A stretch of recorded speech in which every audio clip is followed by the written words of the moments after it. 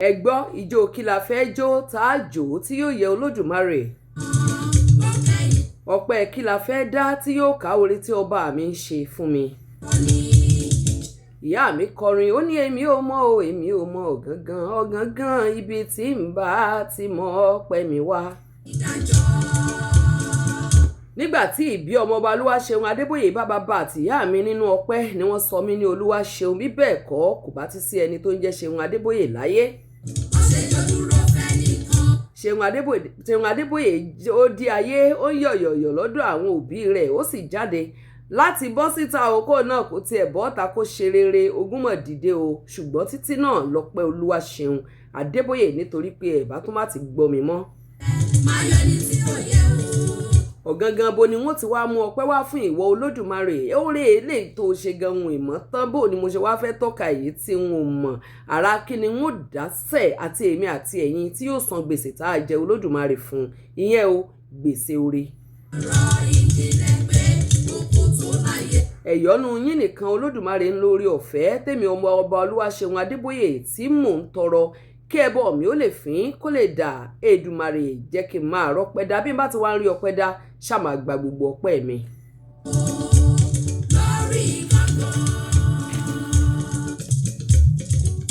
Àlejò tí mo fẹ́ gbé wá lónìí ní abala fún wọn tán òun náà ní ètò ṣùgbọ́n mi ò mọ̀ bóyá ó dẹ̀ ń bọ̀ lọ́nà tó bá ń bọ̀ lọ́nà kọ́lọ́hún kó bá mi mú débí láyọ̀ àti àlàáfíà. Òkú olówó oṣù méje òkú ọlọ́rọ̀ oṣù mẹ́fà òkú onímọ̀jẹ̀sín ó wá di ẹ̀hìn ó dòòṣà eléyìí tí ò mọye. Òkú ọmọọba Olúwagbénga Adébóyè Àbẹ̀fẹ́ ó di àṣeṣe tán. Ìmọ̀yọ̀sọ́lá bàbá àfẹ́ àbúrò mi àtàtà ó lóun ò rírú ògùn èyí rí lórúkọ bàbá àti tọmọ àti tẹ̀mí mímọ́ tiẹ̀ ó tàn jù bẹ́ẹ̀ lọ. Ibi tí ẹ̀gbọ́n mi Olúwagbénga Adébóyè bá tiẹ̀ dé á ti mọ̀ ọ́ ibi táwa ń bá a lọ làwa ò mọ̀. Ọlọ́run yóò san fún olúkúlùkù bí iṣẹ́ ọwọ́ rẹ̀. Ó san fún lójú ayé rẹ̀ ó ń san fún lẹ́yìn ayé rẹ̀ nítorí pé ọ̀pọ̀lọpọ̀ àwọn ènìyàn ló wà láyé àwọn ènìyàn ò fẹ́ bá wọn ṣe ṣùgbọ́n Gbénga Adébóyè tún kú tán ẹni tí ò tiẹ̀ tí ìdàgbà tàbí tí wọn ò tí ì bí ó tún ní Gbénga Adébóyè làwòkọ́ṣe. Ẹ gbọ́ ọpẹ́ wo ni ìdílé Adébóyè ń dá tí a lè dá tán. Mo rí gbogbo messages yín èyí tẹ́ ẹ ní pé mi ò sọ ìtàn ọjọ́ yẹn tán ìtàn ọmọ ìyá ọmọ bàbá ń bẹ níbẹ̀ ṣé òun náà láàmú sọ lójoojúmọ́ ni. Nígbà tí òjò ìmí lójú ló jẹ́ ń gbẹ́nu kúrò ń bẹ̀ ṣùgbọ́n a fi abala yìí a fi sọrí ọmọ ọba Olúwagbénga Adébóyè ń bo mo sọ́dé ná. Mo sọ dé ibi tá a ti gbọ́ pé Gbénga Adébóyè kú tí èmi ò mọ̀ gbàgbọ́ o tí a ti wá ń ṣe ṣèwà lásìkò lọ káàkiri ńgbà tó wà àmọ̀ gbọ́ wípé kò mọ̀ kú mọ̀ gbogbo báàgì sọnù gbogbo fóònù sọnù ó ní Alajede'S sọ lọ́jọ́ náà lọ́hùn wípé àwọn lọ bá wípé ọmọ tó tiẹ̀ ń sọ̀rọ̀ nípa èyí òun gbọ́ pé gbogbo ohun tó kó dání lọ́jọ́ náà ló sọnù. Gbóyèga Lawal di ṣìbálásìgbò lọ sí ìlú Ìbàdàn. Gbóyèga Lawal àti kì í pẹ́ sunkún ara rẹ̀ ń gbọ̀n jìnnìjìnnì ṣé bí wọ́n ti bá àárín wọn jẹ́ kó tó dìgbà náà ṣùgbọ́n Gbóyèga Lawal mò ń sọ fún gbogbo yín pé ó dúró gẹ́gẹ́ bí akọni ó dúró very very loyal níwájú àti lẹ́yìn. Ó wá yà mí lẹ́nu pàápàá mi ò tiẹ̀ mọ rúùjọ òun nítorí pé síbẹ̀síbẹ̀ tí Gbénga Adébóyè bá dé Ìbàdàn ọ̀dọ̀ Gbóyèga Lawal ní ó kọ́kọ́ yà tí bá wá lọ yóò tó dì mí dání àájọ sùn ni ṣé mọ̀ pé mo sọ bẹ́ẹ̀ ń jò ní. Wọ́n tiẹ̀ tún tẹ ọkọ̀ létí wọ́n wá bá mi nílùú Ìbàdàn pé ẹ gbọ́ ẹ̀yin àti Gbóyèga Alájì ẹ gbọ́ ẹ mórúkọ èmi àti ẹ káàkiri mo ní bẹ́ẹ̀ ni. Nítorí pé Gbóyèga Lawal fẹ́ fẹ́ ẹ̀yin èmi sì fẹ́ fẹ́ gbọ́n mi padà ń mẹ́nu kó ń bẹ̀. Títí tí Olódùmarè yóò fi jẹ́wọ́ ara rẹ̀ ni. Okay now ṣe ní béèrè tí ẹ fẹ́ béèrè lábala abẹ yẹn nípa Gbénga Adébóyè ẹ tètè pè mí ká tó lọ sí abala ìṣẹ́jú kan pẹ̀lú Ọlọ́run tá a bá dẹ̀ ráàyè láti sọ̀rọ̀ nípa òkùtù láyé lónìí mú tuntun dání. N ò sọ tán ẹ wo kó bá rẹ̀ dà sọ́njàre. Gbogbo àwọn tí wọ́n ń rojọ́ níjọ́ náà lọ́hùn tí wọ́n ń lọ sókè tí wọ́n ń lọ sódò nítorí pé wọ́n fẹ́ gbayì níbí àti lọ́hùn àwọn gan dà gangan. ṣebí nígbà tí wọ́n ro ẹjọ́ lọ́dọ̀ Gbénga Adébóyè tẹ́jọ́ yẹn ò tà wọ́n tún gbé ti Gboyega Lawal náà dání tí Gboyega Lawal náà kójú aago sí mi ó yá mo suspend ẹ fún 2 weeks mo lọ ilé mo rè parọ́ mọ́ lọ́dọ̀ ìyá àti bàbá mi ní ẹ wo Alhaji Gboyega Lawal ara mi ò yá ni wọ́n ní kí n wá sọlidé àwọn tó mo kó gbowó ọwọ́ mi já ẹ wo gbowó tó kó fún mi ó ní rè gbádùn wọ́n ní Gboyega ó tún bá ń ṣàdúrà fún bí ilẹ̀ bí ẹni nígbà tí ò mìmí nítorí olódodo yóò láyà bí kìnìún ni. Tá a bá ti ń perí akọni àfìdálálẹ̀ gàràgà tá a bá ti ń sọ̀rọ̀ nípa ìṣẹ̀mí Gbénga Adébóyè àti ìparí ayé ẹ̀ tá a bá ti sọ̀rọ̀ nípa tèmi kò parí torí odidi ọ̀pá ńlá kùtẹ̀lẹ̀ ó ní mí láàrin èrò.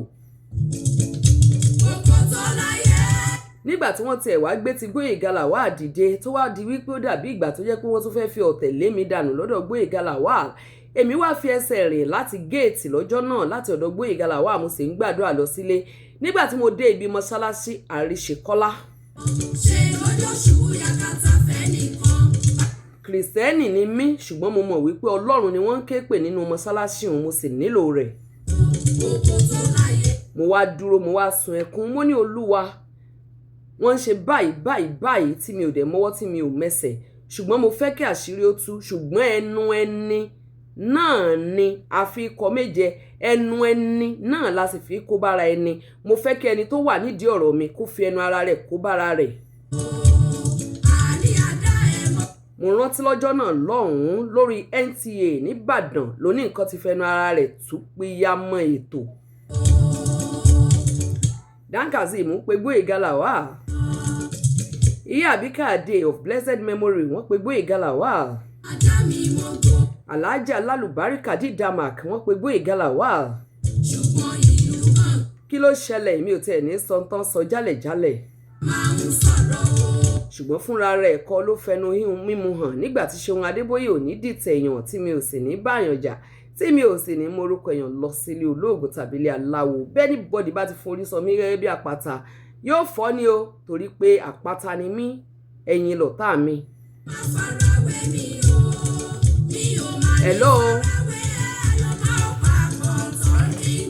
Hello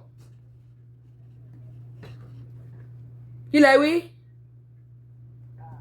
Your program tẹ́ máa ń ṣe ní Friday. Òun náà là ń ṣe lọ́wọ́ yìí. Òun là ń ṣe lọ́wọ́ yìí. Okay, thank you. You are welcome, sir. Mo ń rí àwọn ìpè yín tó ń wọlé mo ti wá wà fún yín báyìí ní ìkànnì Adámimógo. Kò sí ibi tẹ́ fẹ́ tú ọ̀rọ̀ Gbénga Adébóyè dé báyìí àsìkò ti tó n ò sì ní fi gbá kan bọ̀ kan nu ẹni tó mọ ojú ògùn ní pàbínírè. Ṣùgbọ́n ayọ̀ mi nígbà tí mi ò ti ẹ̀rọ ẹjọ́ kankan mọ́ ni wípé ní orí ibùsùn Gbénga Adébóyè ránṣẹ́ sí mi ẹni tí ò bá ti gbọ́ kó gbọ́ kò ránṣẹ́ sí mi mo tiẹ̀ lọ wò ó ní nígbà tí wọ́n ti ẹ̀já mọ̀ pé ó síìkì nígbà tá a wá gbọ́ pé ó síìkì tá a padà mọ̀ Ọlọ́run Olódùmarè àwẹ̀rẹ̀ mo rìn fẹ́ẹ̀ dànù kú. Ṣé mo lè rántí ilé wòlíì tí èmi àti ẹ̀gbọ́n mi ń pààrà ní Mọ́kọ́lá ń bí bàbá tó ríran dáadáa yẹn wọ́n ríran gan. Lọ́jọ́ tí Gbénga Adébóyè ó kú pàápàá ojúro bàbá yẹn a tún ti jí débẹ̀. Ṣé mo sọ fún ẹ wípé ìlú gángan tó kọjú sẹ́nìkan ẹ̀yìn ló kọ sẹ́lòmíì mo ní kó rọra dájọ́ òkùtù láyé ó mọ ìdí ayé kankan ó sì mọ fẹ̀dí ayé wò wá sì bẹ̀rẹ̀ sí ní máa dájọ́ ó léwu díẹ̀. Bí àṣà Gboyega Lawal mi wà ní aborí kọgódè ọ̀pá kan ọ̀ra ọ̀pọ̀lọpọ̀ ní aborí kọgódè tá a gbọ́dọ̀ kàn níkò béèyàn bá kanrú wọn níkò rí ní fọ́ wọn pa. Ṣèbí nígbà tí wọ́n rojọ́ gan dọ́dọ̀ Gbénga Adébóyè wọ́n tún jókòó wọ́n fèpè sí i bàbá mi ní Olúwa sì sọ pé ọmọ nǹkan kò yẹ kó ṣépè orí Olúgbòhùn ló jókòó lé Olúgbòhùn ti gbà á.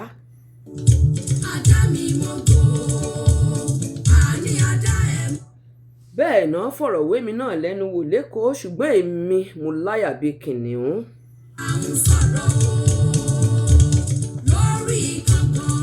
Hello.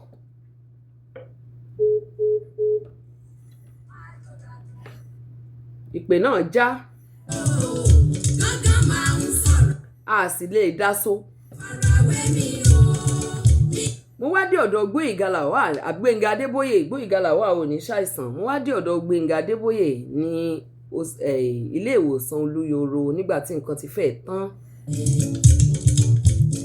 Mo wá kan Gbénga Adébóyè, kò sí nǹkan kan tí mo lè ṣe ju wípé kí n bú sẹ́kún lọ.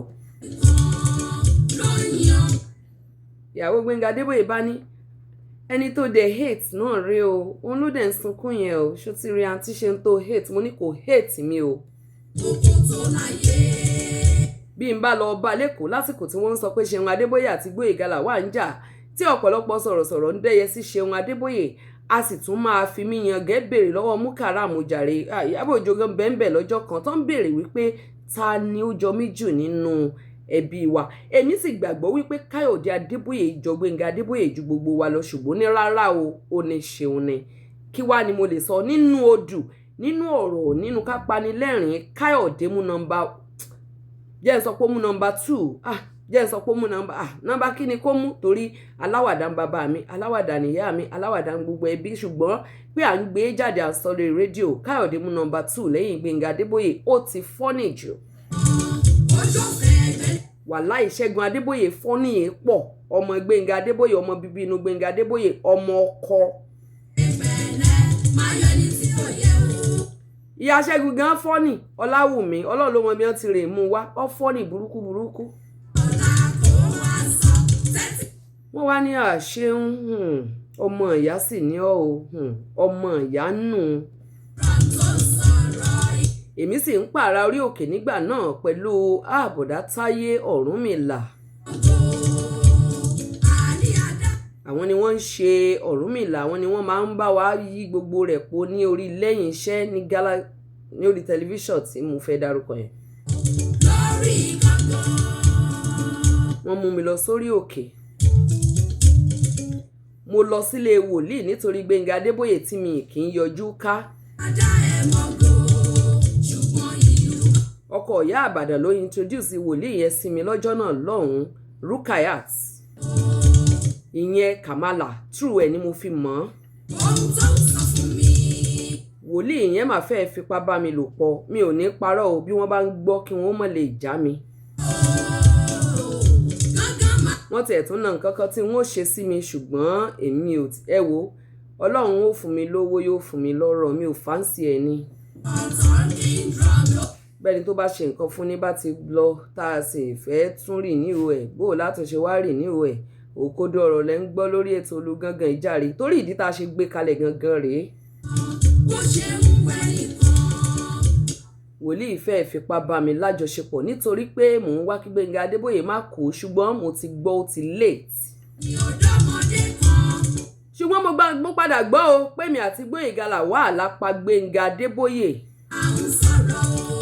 Mo padà gbọ́ pé ìyá Gbénga Adébóyè ló pa Gbénga Adébóyè.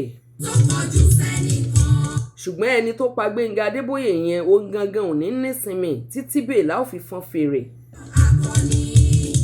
Bí wọ́n bá nísinmi lójú yín, iná ń jó wọn lábẹ́ aṣọ. Èmi ni mo sọ bẹ́ẹ̀, iná ń jó wọn lábẹ́ aṣọ. Àfi tí Ọlọ́run di àpọ́sólìkì kì í bá ṣe Ọlọ́run mọ́. Ṣùgbọ́n èdè ń dì wọ́n, wọ́n ń ṣìwí, wọ́n ń ṣìsọ, wọ́n ó sì mọ ṣìwí náà ni. Iná ní gbaṣọ gan lára eégún tó bá kọjá ayé ẹ̀. Iná ní gbaṣọ lára ẹran tó dé bá pa, ẹran longman. Wọ́n ní Ṣeun. Mo sọ pé kí lágbájá ó kó owó wá, mo ní irọ́ lẹ pa bọ̀dá. Gbogbo eléyìí tẹ́ ti jọ ń ṣe látijọ́ yìí ẹ̀ kan tanra yín ni. 10 kọ́bọ̀ kò lè kólẹ̀ torí pé ó láhun. Mo ní ṣe bí tí wọ́n ṣe ń gba wájú gbẹ̀yìn náà ni gbogbo ń tẹ́ ṣe fún wọn tẹ́ ní ṣe fẹ́ lòmíì ẹ̀ ṣí ọ̀. Mo ní mo sì sọ fún yín o wípé mi ò ní kẹ́ ẹ má ṣe èèyàn lóore o, ṣùgbọ́n ẹ má dára dé wọn. Mo sọ fún yín pé àwọn tó ní ìfẹ́ yín pọ̀, ọ̀kan gbòógì ní Gbóyèga Lawal kò dálẹ̀ rẹ o. Wọ́n ní Gbóyèga wá ń kọ́. Mo náà ní mọ́ sọ fún un, ṣùgbọ́n bí mi bá ti dọ́fíìsì rẹ̀ báyìí lèmi ó sọ fún un.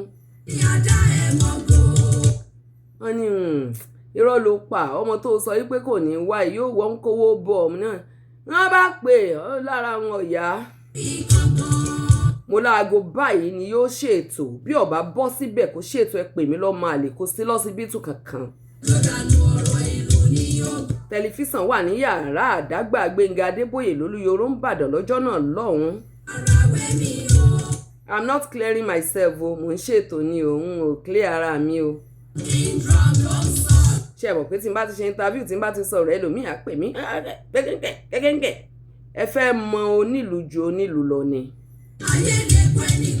ṣé ẹ lè mọ létú bí onílé ni ṣé ẹ lè mà ṣírí ọkùnrin bí ìyàwó rẹ̀ ni. ìyàwó Gbénga Adébóyè ní mi planet kan náà láti jọ wà ẹ lè mọ Gbénga Adébóyè tó mi. bẹ́ẹ̀ bá mọ̀ jù mí lọ nínú ara bí Yínká Ayéfẹ́lẹ́ ṣe sọ wípé n tí mo mọ̀ gan pọ̀ jù yìí tó mọ̀ lọ wà láì ẹ lè mọ̀ tó mi nínú ẹ̀mí òun gan mọ̀. nígbà tó di àsìkò ètò wọn bẹ́ni tó wà lọ́sítà tó náà ń gbomi lọ́wọ́ tí ò lè sọ̀rọ̀ rẹ́rẹ́ nísìnyí tí ń ta bí elépète mo ní sójú yín wálẹ̀ báyìí. mo ní bọ̀dá mi tẹnitẹni tèkísà níta àtàn. kò sí n tó o lè jẹ́ láyé kò sí n tó o lè dà kò sí nǹkan burúkú tó o lè ṣe nílé ayé mo lè bínú o mo lè bínú sí ọ bí mo yẹ sọ nìyẹn mo lè bínú sí ọ o ṣùgbọ́n nǹkan kan ò gbọ́dọ̀ ṣe ọ bọ̀ ṣé nǹkan ò tí ì ṣe ọ báyìí. ẹ rí i pé gbogbo ìgbà tí n bá ti ṣe interview tó bá ti ń mọ̀rọ̀ mẹ́nu lé ibi ọ̀rọ̀ ikú Gbénga Adébóyè ni omi máa ń bọ́ lójú mi kí ni ìdí ó jìyà púpọ̀ lọ́wọ́ wọn ṣùgbọ́n wọn ó jẹ jù bẹ́ẹ̀ lọ bí Ọlọ́run bá fẹ́. Gbénga Adébóyè wá ní mo ní ọ̀dà náà wọ́n sọ wípé nígbà tí mo kọ́kọ́ bẹ̀rẹ̀ fẹ̀sọ̀lùgbà mi ní NTA wọ́n ní ẹ̀yin ni mo fi ètò yẹn bú throughout ẹ̀yin ayéṣẹ́ gbọ́rọ̀ kí amukun mẹ́kọ̀ọ́ láti òde kó lọ máa sọ fún ọmọ ìyá èèyàn wípé ẹ wo program tí Seun Adébóyè ṣe lẹ́kọ̀ọ́ ni ẹ̀yin ló fi gbogbo ẹ̀ bú. ṣùgbọ́n òpònú ni àwọn ò ní documentation wọn ò mọ̀ pé bẹ́ẹ̀ mi bá ṣe ń ṣe ètò mi nígbà náà mò ń record ẹ̀ kiri àwọn tó mọ̀ mí nílọrin wà mo máa ń gbé téèpù kiri lásìkò náà ni. àlejò Gbénga Adébóyè wá ṣẹ̀ṣẹ̀ dé o ajẹ́pà ní ṣe nǹkan kan lálẹ́ yìí mọ́ ju ọ̀rọ̀ Gbénga Adébóyè lọ wá jókòó. èmi bá yá rìkọ́ọ̀dù gbogbo tí mo ṣe lórí fẹ̀sọ̀lùgbà nígbà náà 1 2 3 4 5 ṣé bíi 5 láti ṣe ẹgbà ẹ wò ó. mo wá béèrè lórí orójọ́ náà lọ́ọ̀ mo ní èyí tí mo ti ẹ̀kọ́ fún yín ṣọ́ jẹ́ kẹ́ ẹ wò ó. wọ́n ní ètò rẹ̀ dùn Ọlọ́run jẹ́ kára mi ó yá wà á rí advert tó jẹ́ pé tí n bá fi kankan parọ́ ń bẹ̀ kọ́lọ́run ó ṣèdájọ́ mi ò nídìí láti parọ́ nítorí pé òkú náà ń parọ́ ọmọ ọ̀rọ̀ pọ̀ lẹ́jú ká máa parọ́ lọ́jọ́. àlejò tí mo gbé wá lónìí òun àti Gbénga Adébóyè àti Alhaji Gboyega Lawal ni wọ́n jọ ṣe kékeré. ẹ̀gbọ́n ni Ọlálọ́mí ní ń pè é. ó dàgbà gan ó ju gbogbo wọn lọ. arúgbó bọ́ìsì ò dàgbà ebi irun nǹkan korungbọ̀n àámú ni tọ́wọ́ jẹ́mí ní bá mi Jimaliu ó kàn korungbọ̀n àámú ni bóyá iye obìnrin tí ń kà ní ó ń kà mọ́jọ́ orí rẹ̀ eléyìí tèmi ń sọ yìí arúgbó burúkú ni dáìní ń lò. onúkọ gbogbo wọn ń ṣẹ́.